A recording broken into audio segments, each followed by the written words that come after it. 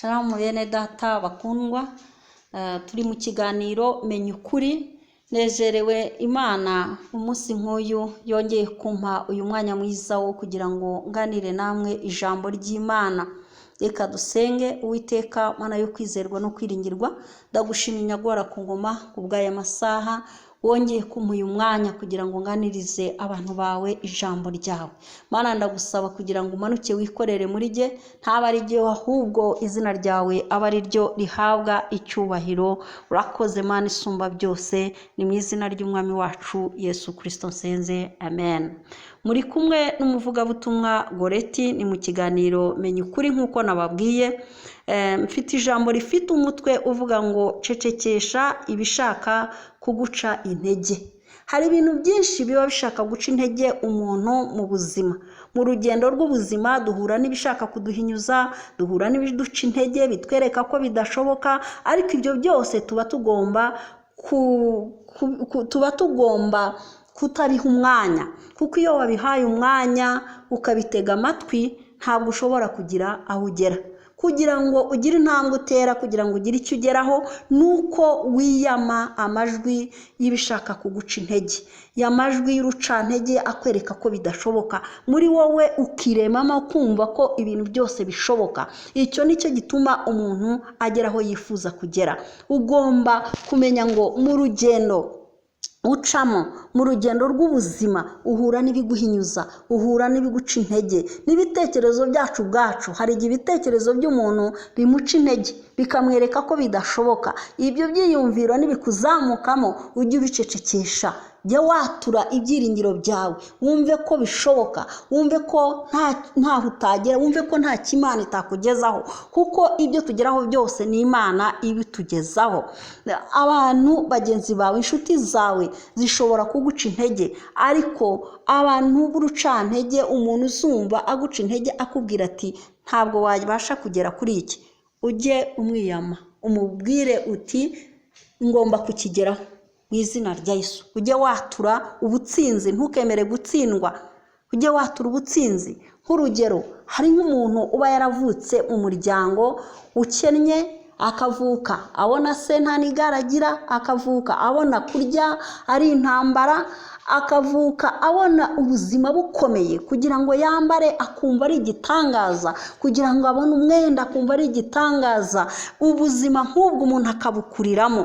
Noneho ibyo bintu biragenda bikiyubaka mu muntu. Iyo utagize muri wowe gufunguka ngo umenye Imana, wumve ko Imana ari Imana ihindura ubuzima, wumve ko ari Imana ikora ibikomeye, wumve ko ari Imana ikora ibyo twebwe dutekereza ko bidashoboka, ibyo bintu bishobora kukwiyubakamo, ukaba muri ubwo buzima, ukumva ko ari ubwo buzima uzabamo ukabupfiramo nta cyahinduka.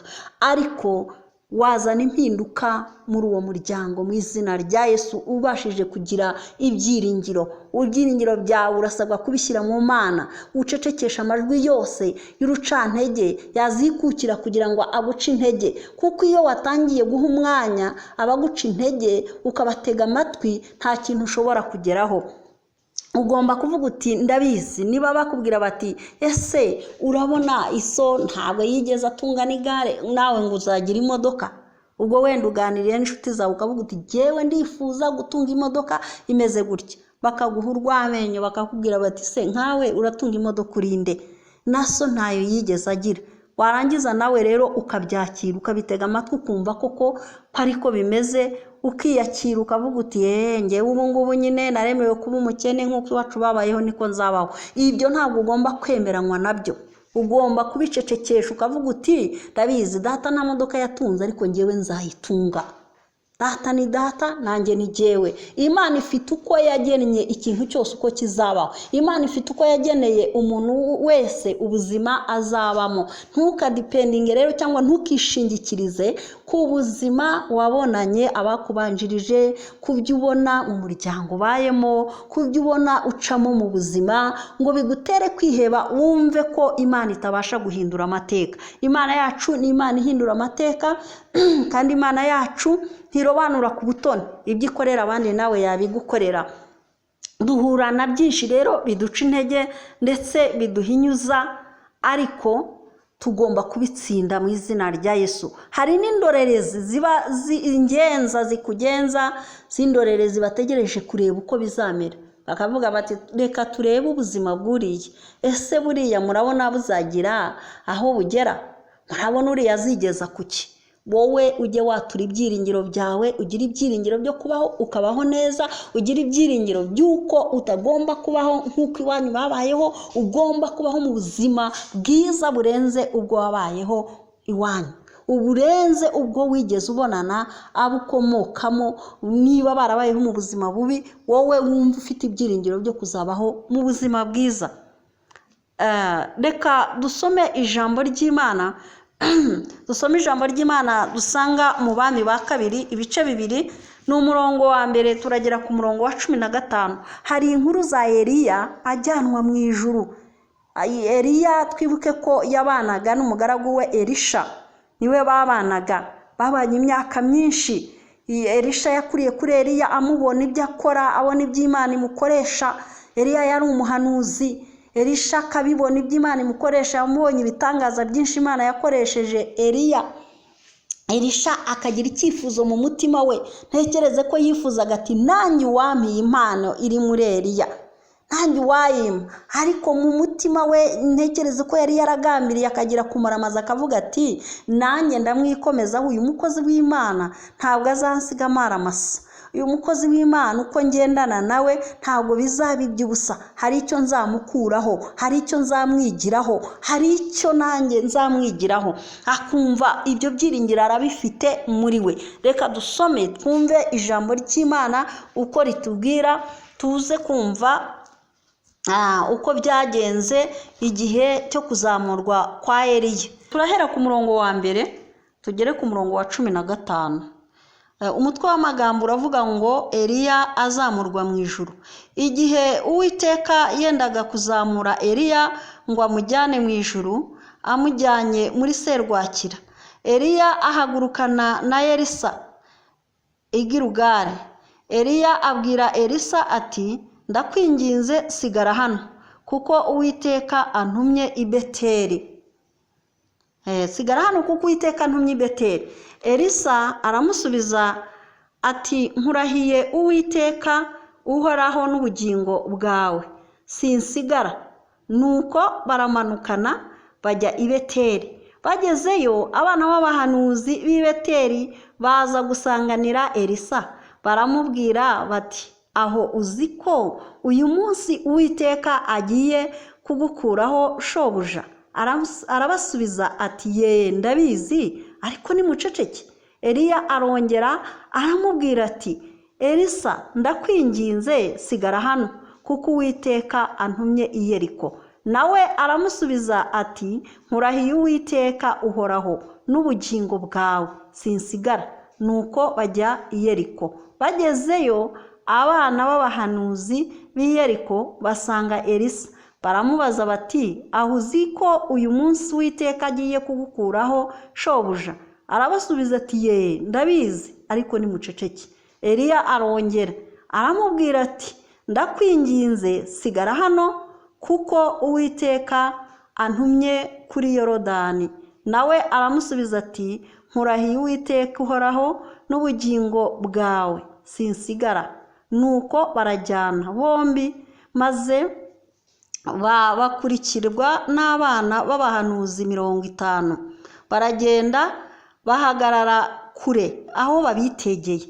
Ariko ubwabo bombi bageze kuri Yorodani barahagarara. Eliya yenda umwitero we arawuzinga, awukubita amazi yigabanya kabiri, amwe ajya ukwayo andi ukwayo, bombi bambukira ahumutse. Bageze hakurya, Eliya abwira Elisa ati nsaba icyo ushaka cyose ndakigukorera ntaratandukanywa nawe. Elisa aramusubiza ati ndakwinginze ndaga imigabane 2 y'umwuka wawe. Eliya aramusubiza ati uransaba ikiruhije cyane, icyakora numbona nkigukurwaho birakubera bityo, ariko nutambona siko biri bube. bakigenda baganira haboneka igare ry'umuriro n'amafarashi y'umuriro birabatandukanye. Nuko Eliya ajyanwa mu ijuru muri serwakira. Elisa abibonye arataka ati data data wabereye Isirayeli amagare n'amafarashi. Nuko ntiyongera kumubona ukundi, maze afata umwambaro we awutanyaguramo kabiri, atoragura n'umwitero Eliya ataye, asubirayo. Ageze ku nkombe ya Yorodani arahagarara, yenda wa mwitero Eliya ataye, awukubita amazi, aravuga ati Uwiteka Imana ya Eliya irihe? Amaze gukubita amazi yigabanyamo kabiri, amwe ajya ukwayo andi ukwayo. Elisa aherako arambuka, maze b'abana b'abahanuzi b'i Yeriko bari bamwitegeye bamubonye baravuga bati umwuka wa Eliya ari muri Elisa. Nuko baza kumusanganira, bamugezeho bamwikubita imbere. Haleluya! Imana yacu nishimwe cyane.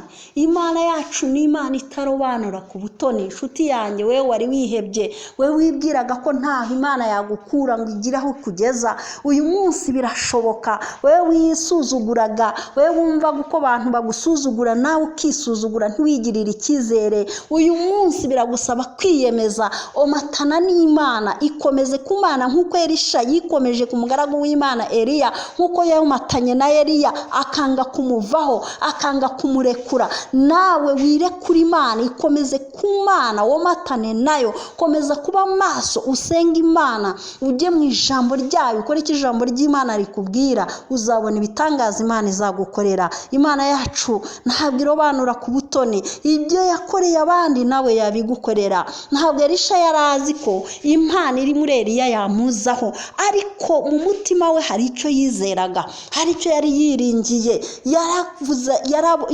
Yaratekerezaga akavuga ati ibyo ari byo byose ntabwo uyu muntu twabaniye imyaka yose ngo mviremo aho, ntabwo azankuriramo aho, ntabwo uyu muntu tubanye iki gihe cyose mbona iby'Imana imukoresha nanjye nzasigara uko narindi.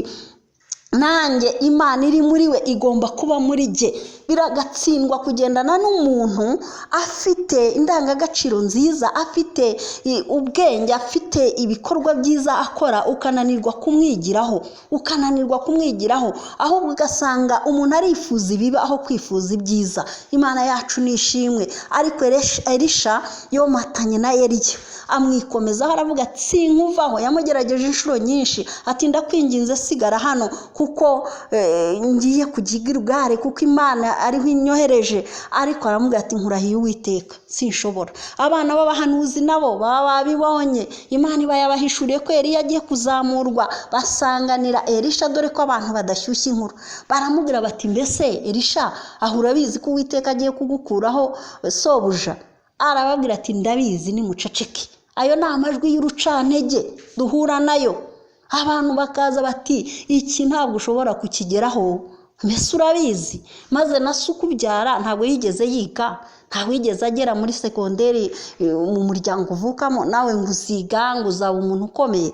Ibyo se byashoboka? Ayo majwi ijya uyacecekesha, uvuga uti ndabizi, ariko ngewe ngomba kwiga nkaminuza, ngewe ngomba kubaho mu buzima bwiza. Niba navuka mu muryango ukennye, ngewe ngomba gukira kuko ndi umwana w'Imana, kuko namenye Imana. Ukatura ibyiringiro byawe, ntukemera amagambo y'urucantege, ntukemere umwuka w'urucantege kukuzaho ngo uguteshe icyerekezo cyawe. Hari intumbero umuntu agira mu buzima, hari icyerekezo umuntu aba afite, uba wifuza aho uba wifuza kugera. Iyo wagiye guha umwanya rero ibiguca intege, ugaha umwanya bakubwira ko bidashoboka, ntabwo ushobora kugera hahandi wifuza kugera.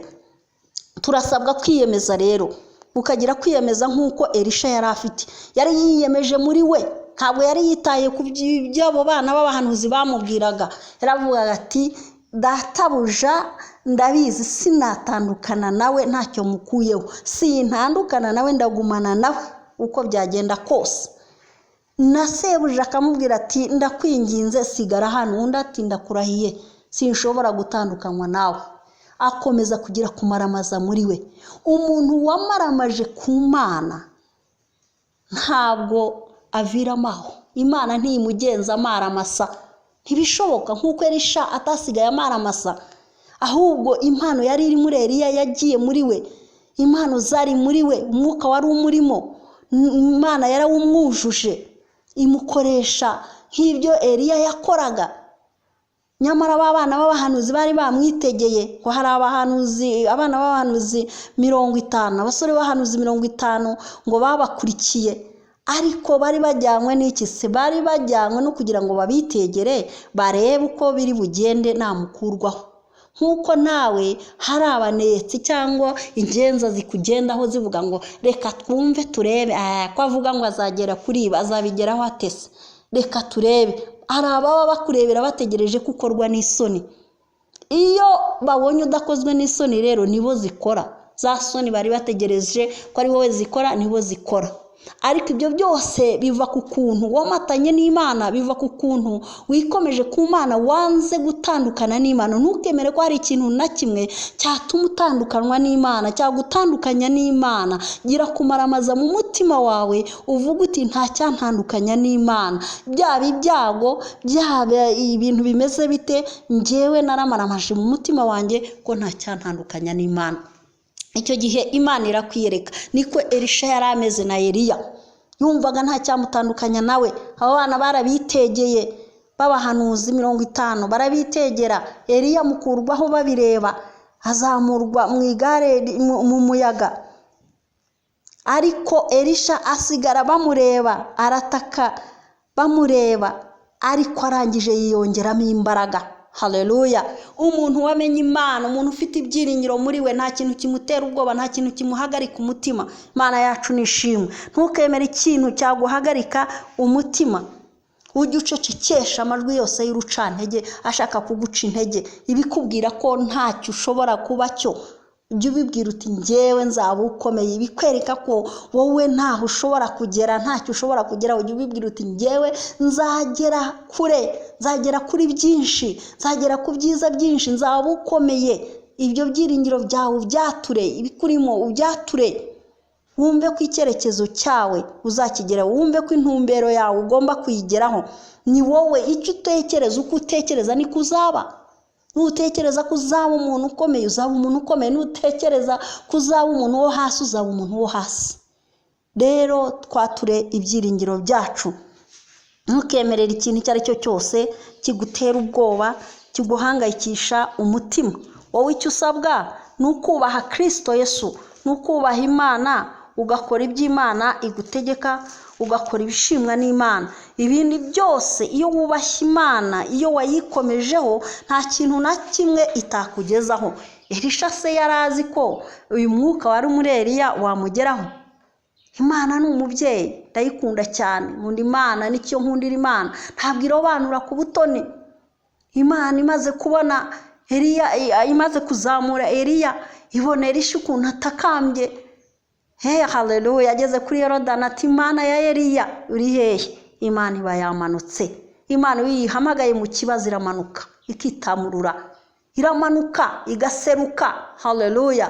Aho abantu bari bategereje gukorwa n'isoni, aho indorerezi zari ziteze kureba uko uri bubigenze, nkuko aba bana b'abahanuzi 50 ngo babitegeye bategereje kureba uko bigenda, bagiye kubona babona imbaraga zari muri Eliya, ziri muri Elisha. Baravugana bati yewe, batumwuka wari muri Eliya uri muri Elisha.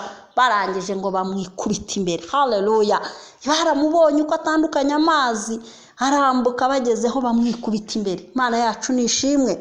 Humura ibyo abantu bakwibwiraho ntabwo ari byo uri byo. Uyu munsi abantu bashobora kukwibeshyaho bakabona ko ntacyo ushoboye, nyamara wowe urashoboye mu izina rya Yesu. Hamwe n'Imana turashobora, hamwe n'Imana turashobozwa. Iyo wiringiye Imana, iyo ufite ibyiringiro mu Mana, nta kintu na kimwe utashobora.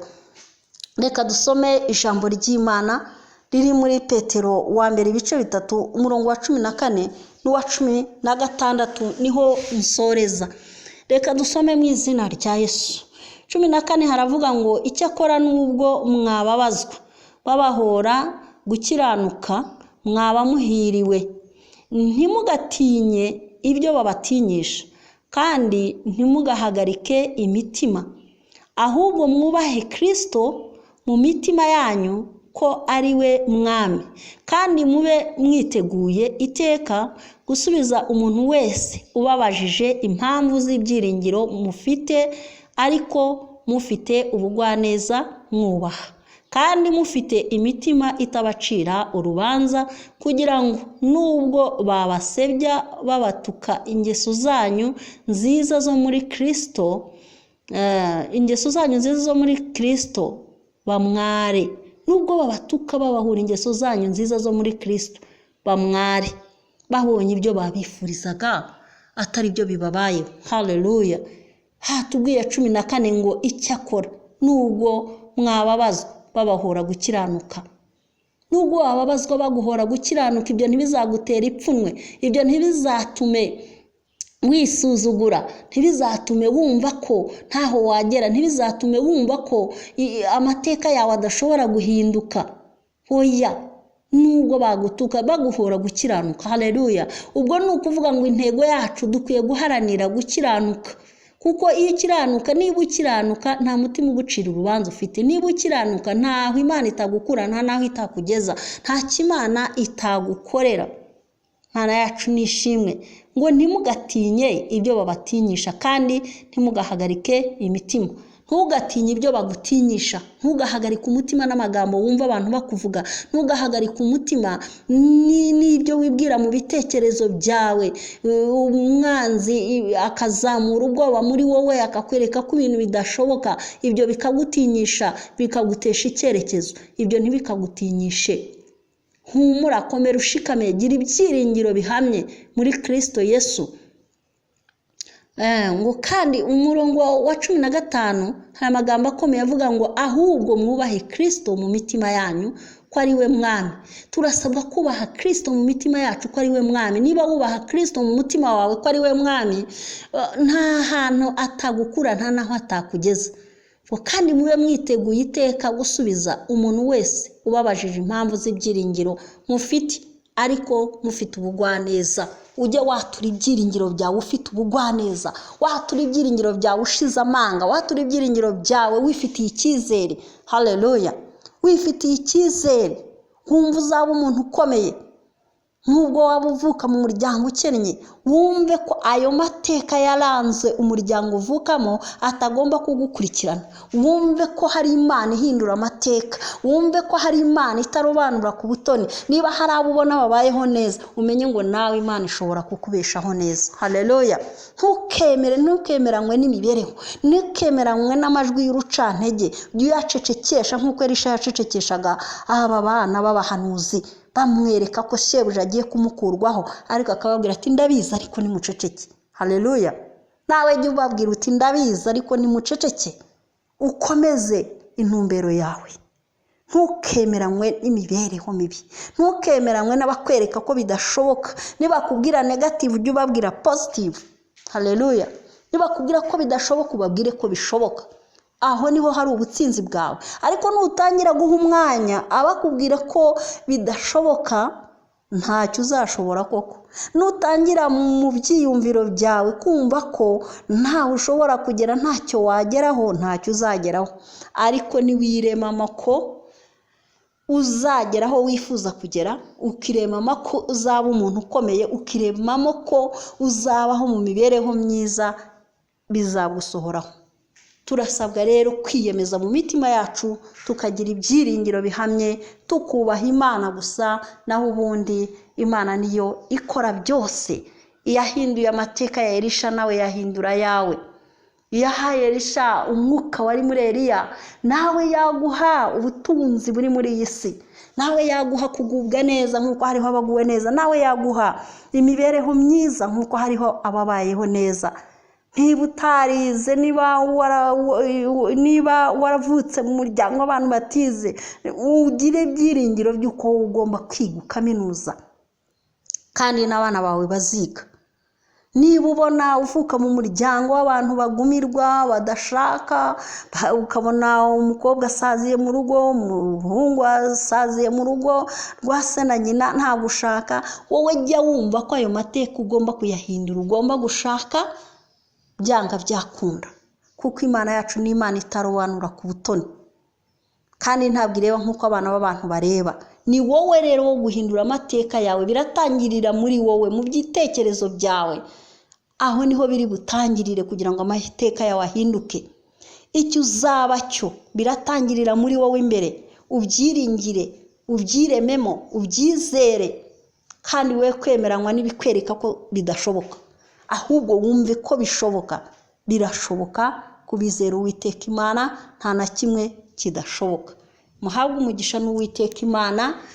Ndabifuriza kutemeranywa n'ibibashaka kubaca intege, n'ibibabuza icyerekezo mwari mufite, nibereka ko ntaho mushobora kwigeza. Wumve ko Imana ariyo ishobora kukugeza hahandi wifuza kugera.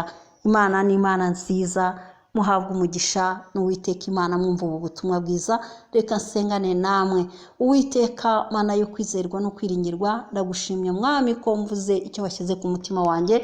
Ndagusaba kugira ngo nyaguhora ku ngoma ugenderere buri muntu wese uzumva ubu butumwa bwiza, wagiraga ubwoba bw'ubuzima, wumvaga ko ntaho ashobora kugera, wumvaga ko ntacyo yageraho bitewe n'amateka ye.